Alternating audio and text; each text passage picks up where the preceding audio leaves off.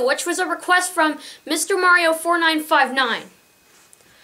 This time I'm going to be reviewing Vectorman, which is on Sonic's UGC. Now before I start, I want to talk about my previous review. So people have been commentating on it and giving me constructive criticism. The most common thing about it is that people are suggesting that I get a capture card. Now, well, is there any cheap, easy way to record Xbox 360 gameplay on a MacBook Pro? If so, please tell me in the comments.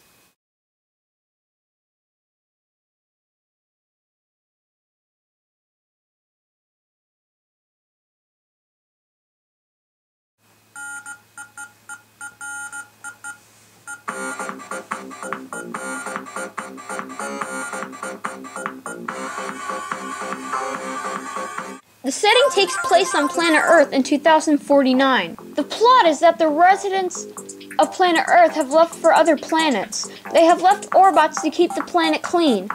One of the Orbots has become an evil Orbot named Warhead who wants to terminate anyone who returns to Earth. Now let's talk about the game as we play it. The difficulty of the game is actually better than the difficulty in Alex Kidd because you're allowed to get hit more than once. So the Orbots are now controlled by Warhead. Okay, this guy takes a long time to beat. Well, not a long time, but just like 1 minute. And so yeah, I'm only showing you 30 seconds of it. So yeah. To say the least, Vectorman is pretty good, but not enjoyable.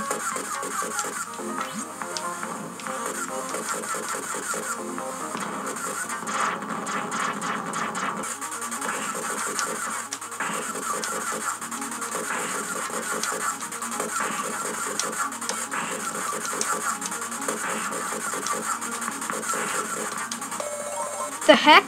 It only took me 10 seconds to beat the level? Man, then that's easy.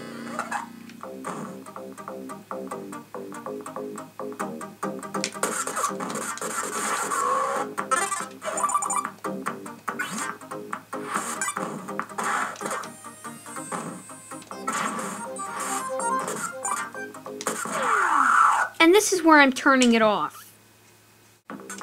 Alright, we've got a sequel. So the first level is pretty simple, and the most important part about it is that it is part of the plot, where Vectorman is returning to planet Earth. Now the second level is why this game is pretty bad. I try to get past the level, but I don't even know what I'm doing or where I'm going. Is there a map in the game? No! On top of that, there's a time limit. You gotta figure everything out yourself, or at least go to the walkthroughs or something. You know what? I'm not gonna continue reviewing this. I'm turning it off. Okay, I think I've pretty much covered up the gameplay. The control is pretty fluent.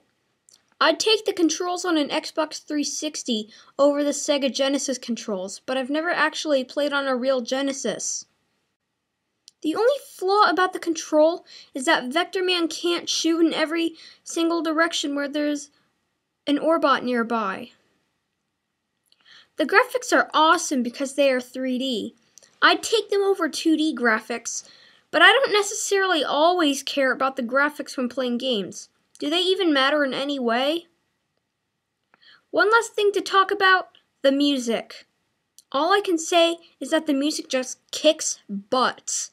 If you're going to dance to it during the game, concentrate on the game. In conclusion, a fair grade for both of these games combined is an 8 out of 10. By the way, if you think I still need help doing game reviews, feel free to commentate on this.